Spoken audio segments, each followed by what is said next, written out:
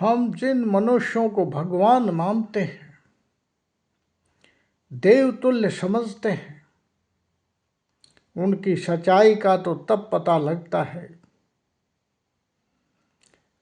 जब उन्हें किसी एकांत समाज से परे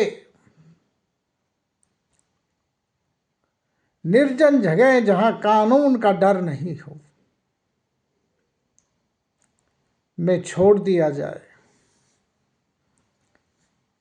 वहाँ स्त्री हों, पुरुष हों, बच्चे हों, छोटे छोटे बच्चे हों, छोटी छोटी बच्चियां भी, और सब कुछ संसाधन हों, तब पता लगता है कि जिनको हमने भगवान माना है वो भगवान नहीं, वो शैतान से भी बदतर है, वो जानवर से भी गिरे हुए लोग। एप्स्टीन फाइल्स जो कुछ हम देख रहे हैं, दुनिया के चलाने वाले लोग, दुनिया पर राज करने वाले लोग,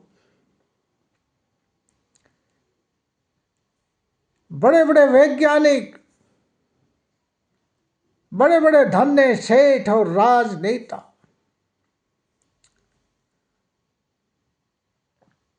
राष्ट्रों के शीर्ष नेता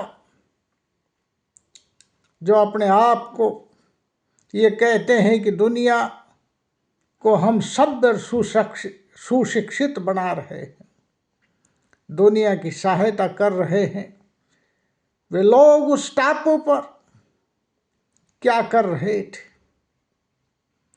मासूम बच्चों का यौन शोषण। यहां तक कि उदाहरण मिले कि वो छोटी छोटी बच्चियों को मारकर भी खा रहे थे। ये मनुष्य की चेतना की स्थिति है। आज भी मनुष्य जानवर की चेतना से ऊंचा नहीं उठा है, बल्कि जानवर की प्राकृतिक चेतना है। वो चेतना तो सेक्स और संभोग के मामले में इतनी गिरी हुई नहीं है जितनी आदमी की गिरी है। किसी जानवर को आपने बलात्कार करते नहीं देखा होगा, किसी जानवर को आपने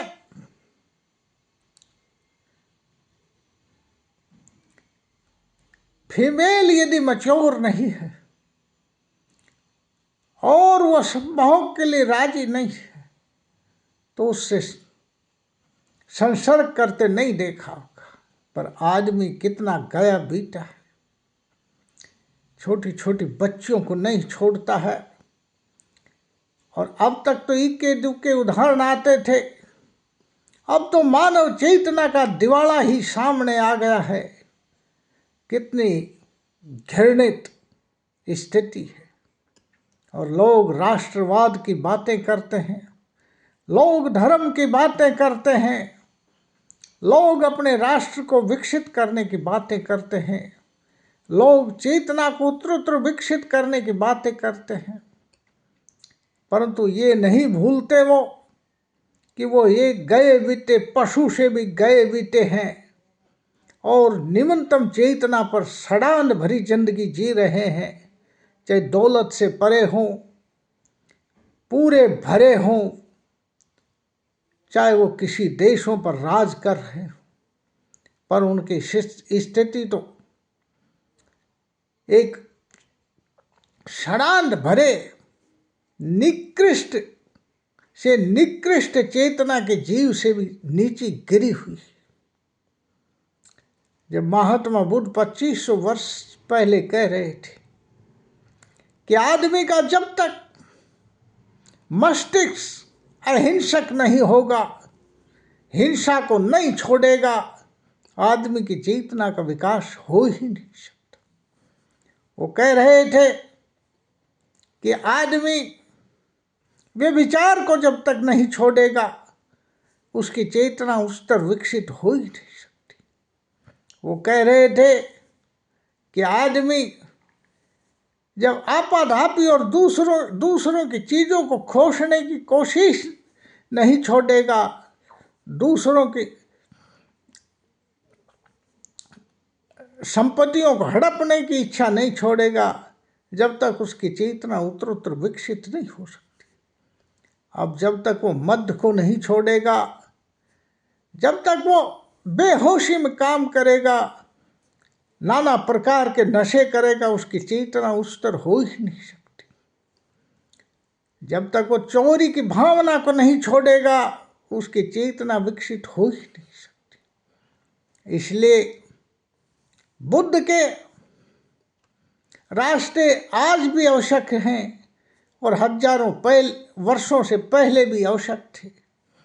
इसलिए हम देख सकते हैं कि आदमी कहीं भी नहीं पहुंचा। न मुसलमान बन के आदमी बड़ा हुआ, न ईसाई बन के आदमी बड़ा हुआ, न हिंदू बन के आदमी बड़ा हुआ। आदमी तो उतना ही गया बीता और गिरा हुआ है जितना वो पहले था। न वो सिख बन के आदमी की चेतना उत्तरोत्तर विकसित हुई। आदमी तो उतना ही गया बीता है जितना वो पहले था।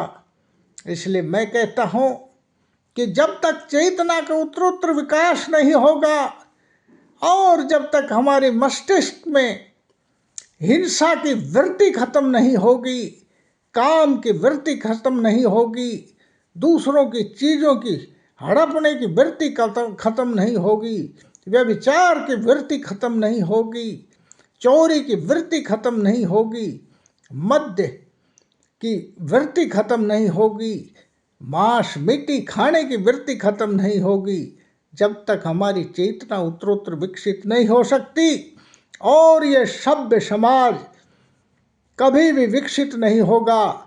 हम बढ़िया कपड़े, बढ़िया सूट और पतलून, करोड़ों रुपए के कपड़े पहनकर, ऑर्नामेंट्स पहनकर हम सजे बजे दिखेंगे, पर भीतर हमारे बैठा हुआ जानवर यथावत रहेगा और जितनी ताकत हमें मिलेगी वो जानवर अधिक विकसित होता चला जाएगा और वो जानवर से भी नीचे की स्थिति में हमारी चेतना उत्तरोत्तर चली जाएगी, बढ़ती चली जाएगी।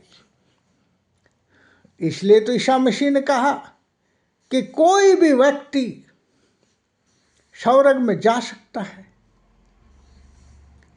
परंतु कोई धनी व्यक्ति जिसकी चेतना गिरी हुई है, उसका स्वर्ग में जाना इतना ही मुश्किल है जितना एक सुई की नोक से ऊंट का पार हो जाना है।